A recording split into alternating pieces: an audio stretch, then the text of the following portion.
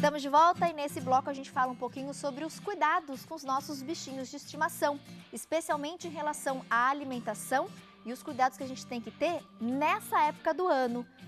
Temperatura mais baixa, frio. Será que os bichinhos sentem frio como a gente? Ou é diferente? Nós vamos entender essa relação com a veterinária Carolina Tomás. Prazer revê-la, Carol. Seja bem-vinda. Obrigada pela presença. Obrigada, Tati. Boa tarde, Tati. Boa tarde a todos. Tati, conversando a sua pergunta em relação ao frio, né? Aproveitando. Tem que ter um cuidado especial com os bichinhos? Sim, animal sente frio, né? Tem gente que fala assim, não, cachorro, gato não sente frio. Eles sentem frio, sim. Então é interessante cobertores, caminhas, com cobertores, animais de grande porte que ficam fora de casa, que eles tenham uma casinha num lugar que seja coberto. Pode ser aquela casinha de madeira, aquela de plástico, coloque uma manta, alguma coisa, sempre quase do sereno da noite. Os que ficam dentro de casa com a caminha, gatos também sentem frio, então eles têm que ter a caminha ou um cantinho que eles gostam, né? Gato normalmente adota um canto da casa, um sofá, a caminha deles. É interessante, eles sentem frio sim. Então, tanto para cães e gatos, especialmente se eles dormem então, no chão, é legal deixar ali um pano, uma cobertinha, para ele não ficar em contato direto com o chão. Sim. E se ficar na área externa da casa, numa casinha. Uma casinha, exatamente. E preferência que essa casinha fique num lugar coberto. Pode ser perto do beiral da casa, ou de repente nas churrasqueiras, que às vezes as casas têm no quintal. Sempre num lugar coberto, mesmo que ele esteja dentro da casinha. Mas de chuva, sereno, enfim. Perfeito. Em relação à alimentação, Carolina, a gente percebe que muitas pessoas que criam principalmente os animais, né, deixam os animais entrar dentro de casa, às vezes nos horários das principais refeições, às vezes os bichinhos ficam até, inclusive, perto da mesa. E aí eles olham com aquela carinha e os pais ali, né, os donos não resistem, acaba sempre dando, muitas crianças às vezes também ficam com dó. O bichinho de estimação, o gato, o cachorro, ele pode comer os alimentos que nós consumimos? Olha, quando a gente fala que é aquela famosa comida caseira, quando eu digo assim, não é que ele não possa comer o que a gente coma, é que a gente tem que tomar cuidado. A comida caseira, ela pode ser dada para o animal. Porém, o que é a comida caseira? É aquela comida preparada para o animal. Então, é aquele arroz, aquele legumes, aquela verdura preparada para o animal. Não é o resto de comida ou o que nós estamos comendo. O biscoitinho, a bolachinha, isso não faz bem, né? Primeiro, porque pode desenvolver obesidade no animal ou desregular, né? Toda hora ele come aquela ração. Você fica dando pão, uma bolacha, ele não vai querer comer. E querendo ou não, a ração tem os nutrientes necessários, vitaminas que o animal precisa para se manter bem. Então, ele pode comer verdura, frutas, pode, o animal pode comer, só que tem que ser uma preparação própria para o animal. Né? Hoje tem tutores que só dão comida caseira para o animal, veterinários que defendem essa tese. Inclusive, em algumas patologias, quando o animal é alérgico, nós procuramos dar também comida caseira. Mas aí é um arroz ou uma carne preparada só para o animal. Você pode pôr arroz, legumes, um chuchu, uma batata, um arroz, um frango, uma carne, mas é preparada para o animal. Então, com pouco sal, sem pimenta, sem cebola, que é um alimento tóxico. Temperos. Importante lembrar que a cebola é um alimento tóxico para o animal, porque ela libera uma substância, o disulfeto, né? E essa substância o animal não metaboliza muito bem e acaba destruindo os glóbulos vermelhos, as hemácias dos animais. Então, cebola para cão ou gato nem pensar. Cebola, alho também de jeito nenhum. Então, sal pode, mas em pequenas quantidades ou às vezes nem colocar, porque isso faz mal para o animal.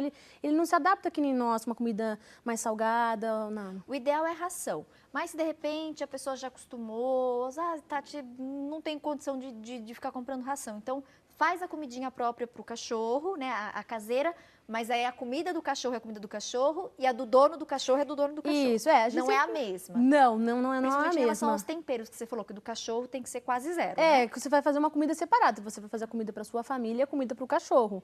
O arroz, tudo totalmente separado. O ideal é que seja ração. Por quê?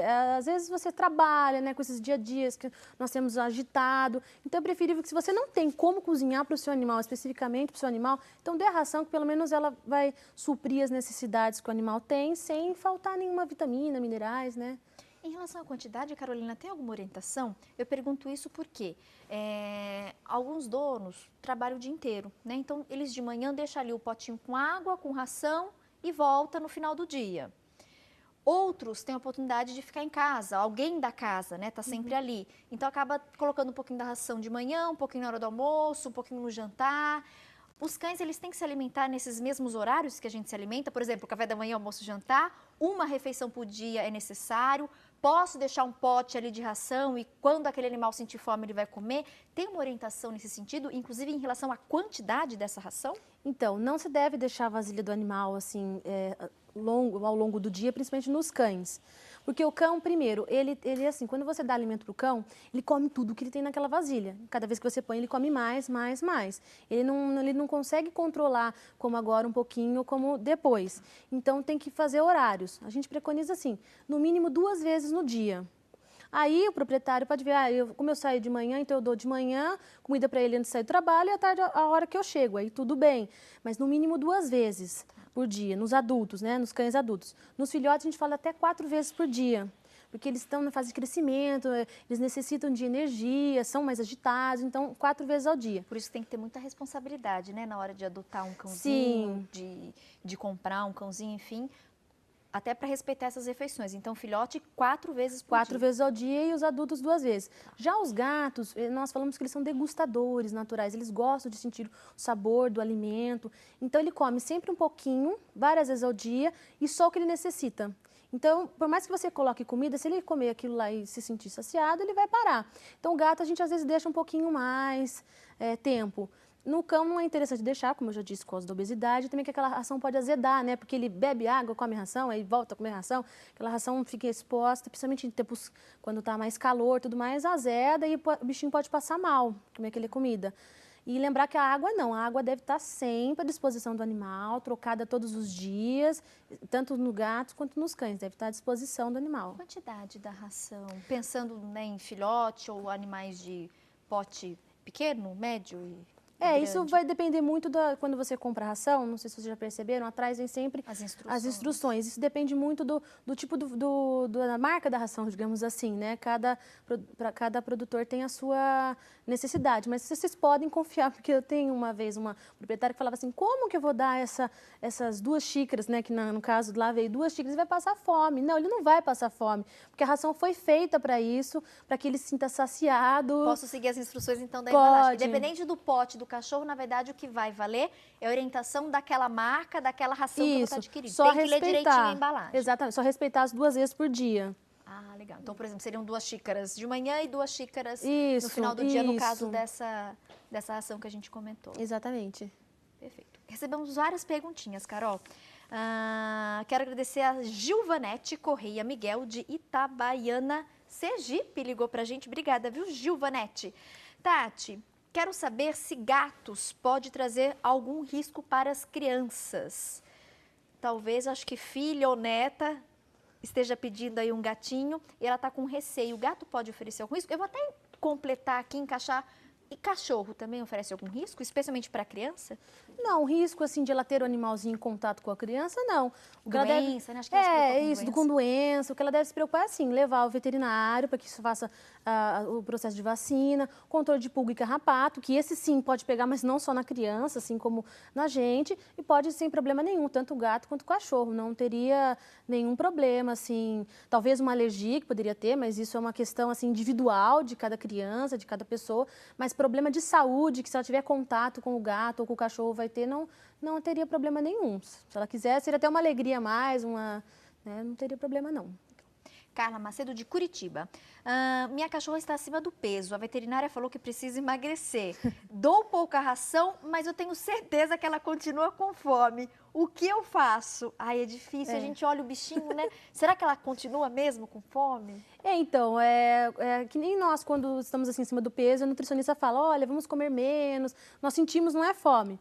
Mas o que ela tem que observar é o seguinte, assim como nós humanos, os animais, o emagrecimento deles não é só na base da alimentação. Você tem que ter uma ração, existem no mercado específicas para animais obesos, até é legal ela conversar com a veterinária dela, não sei se já foi passado. Exercícios físicos também ajudam bastante. E em relação aos petiscos, evitar aqueles...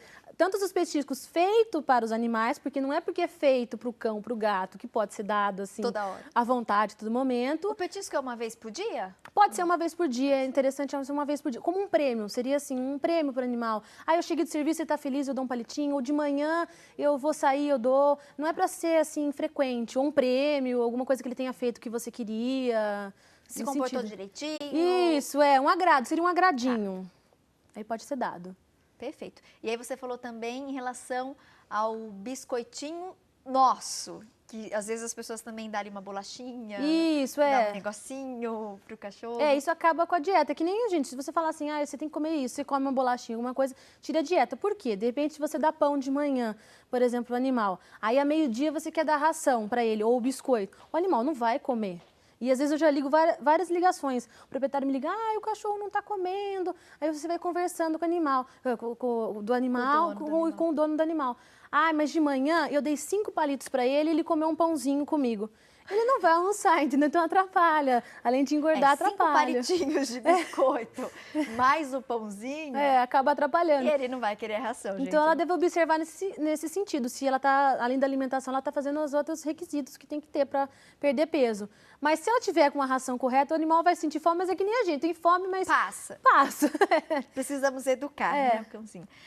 Resgatei um cachorro da rua. Que legal, bonito gesto. Mas uma senhora dava todos os dias comida de panela para ele.